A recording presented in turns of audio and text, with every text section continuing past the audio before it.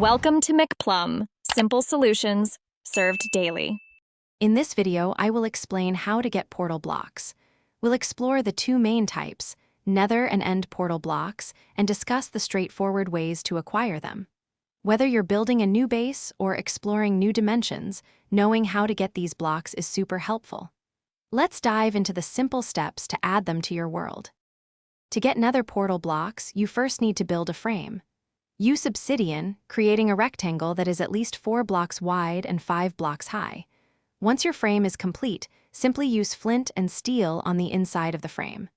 This action will instantly generate the purple, shimmering portal blocks, allowing you to travel to the nether dimension. It's a straightforward process. End portal blocks are a bit different. You cannot mine them in survival mode. They naturally appear in strongholds, forming the structure that leads to the end dimension. To get these blocks for creative builds, you'll need to use a game command.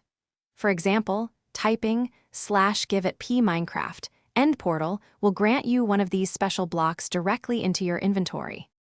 When using portal blocks, remember their main purpose is travel between dimensions. While you can obtain them with commands, they aren't typically used for general building.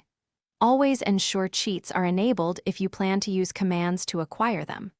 Also, it's a good practice to back up your world before trying out new commands, just in case something unexpected happens.